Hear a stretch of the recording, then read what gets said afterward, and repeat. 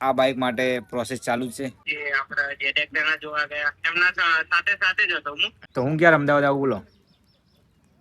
Agent કે ત્યારે આપણે તમને ફોન કરી. ઘણા બધાની કોમેન્ટ હતી યાર, હવે યાદ આવ્યું. શું કે બાઇક વેચવાનું હોય તો અમને કહેજો, અમારે લેવું છે.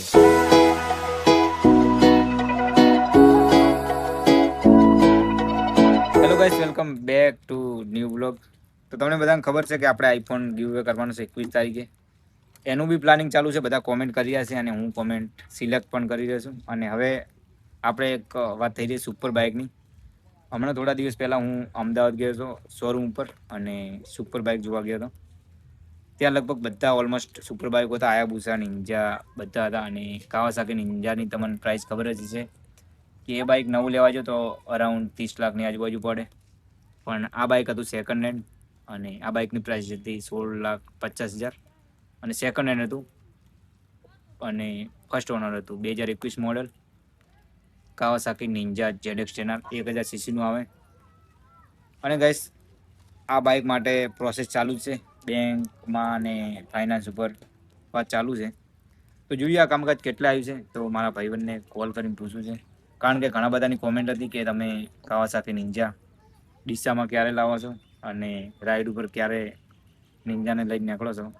આના માટે બહુ લોકોની કોમેન્ટ હતી. એના સિવાય પણ ઘણી બધી કોમેન્ટો મેં વાંચી, બધાની પોઝિટિવ કોમેન્ટ હતી. સો સુપર એક્સાઇટેડ ગાઈસ, બહુ મજા આવી કે તમે લોકો આટલો બધો સપોર્ટ કરો છો અને તમારા સપોર્ટથી આ નિંજા બાઇક આવી રહી છે. તો બહુ મજા આવશે. અને બાઇક આવ્યા પછી આપણે બધા ફોલોઅર્સ સબસ્ક્રાઈબર સાથે ફોટો કરાવશું, રીલ શૂટ કરશું, બહુ મજા આવશે.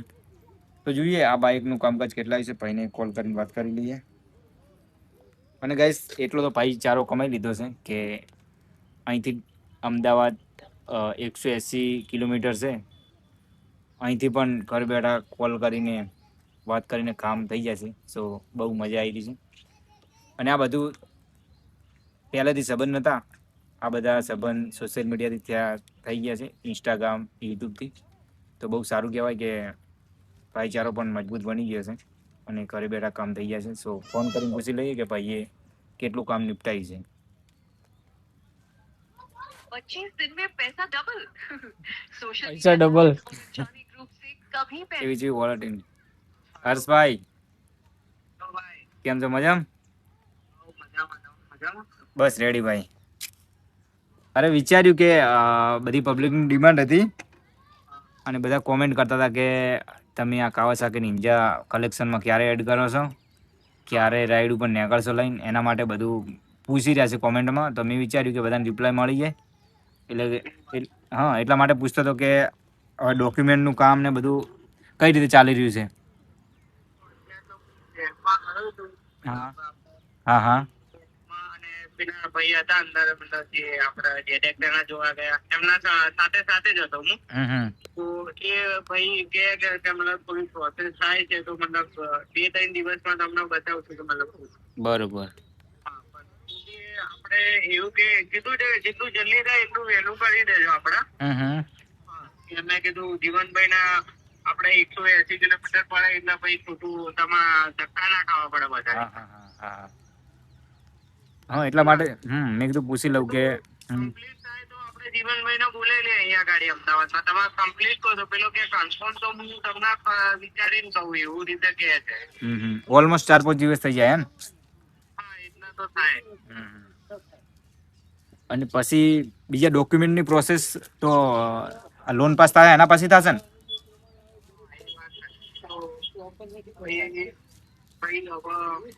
એવું કીધું કે હેલો હાલો. હા બોલો, અવાજ નતો આવતો. એમ કે છે કે આપણે પહેલા તો તમારા લોન ને મતલબ ઝેરોક્ષ જોશે, આધાર કાર્ડ, પાન કાર્ડ, બરોબર? હા હા ડોક્યુમેન્ટ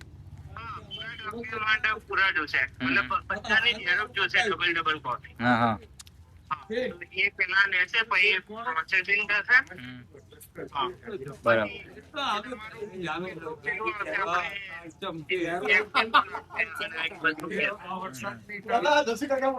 ડાઉન પેમેન્ટ કેટલું થઈ જાય? 7-8 લાખ સુધી થઈ જાય કે વધારે કરવું પડશે? જેટલું કરવું એટલું થઈ જાય.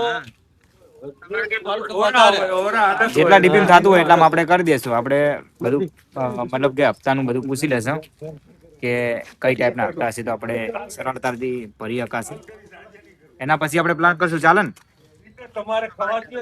પેલા બધું ડોક્યુમેન્ટ ઓકે કરી નાખો, પછી આગળની પ્રોસેસ ચાલુ કરી દો. તો આપણે જો હપ્તા મતલબ આપણે હપ્તા તો ભાઈ તમારે નાના રાખવા તો નાના રખાઈ શકો, મોટા રાખવા તો મોટા. અને ડાઉન પેમેન્ટ ની વાત થઈ તો તમે મતલબ 5 લાખના ઉપર ભરી શકો. બરાબર, એવું હે ને? 5 લાખના નીચે મતલબ ના થાય. એવી આપણે કોશિશ કરશો પૂરી. તો હું ક્યારે અમદાવાદ આવું બોલો? એજન્ટ કે ત્યારે આપણે તમને ફોન કરીએ એટલે આવી જજો. બરાબર. બરોબર. તો ચલો, તો આવો 4 દિવસ પછી આવો અને ભેગા થઈને આપણે કંઈક કરીએ. બરોબર? આપણે ફાઇનલ કરાવી દઈએ પેલા, કેમ તમારે ધક્કો ના થાય કોઈ. હા, સાચી વાત. એ તો તમને ખબર બેગના ધક્કા તરત બેસે. સાચી વાત છે યાર. અહીંથી પાછું 180 કિલોમીટર છે અને એમાં પાછું આવવાનું જવાનું એ બી અલગ. આમ તો હેરાન થઈ જવાય યાર. એ તો કહું તમને. તે જાણે તમારે કેટલી રાત પડી આ હા. તમારે ચાલુ થયો. અરે તમારો યાર જેટલો આભારવાનો એટલો ઓછો કહેવાય, કારણ કે તમે એ દિવસે પણ બહુ સપોર્ટ કર્યા અને વરસાદ આવી ગયો તો પાછો, ખબર હે ને? અને હજુ બી ભાઈચારો કોને કહેવાય? હા, ભાઈચારો તમે કર્યો છે તો નિભાવવાનું ચાલુ છે એમ. અને એમાં પાછું કોઈ આપણો સંબંધ પહેલાથી નથી, આપણે તો ઇન્સ્ટાગ્રામ થી જ ઓળખાણ થયેલી છે. બહુ સારું કહેવાય. આમ કે મને પણ પ્રાઉડ ફીલ થાય છે કે ચલો આપણા જોડે આવા ભાઈબંધો છે કે ઘરેથી કોમ થઈ જાય છે આપણું.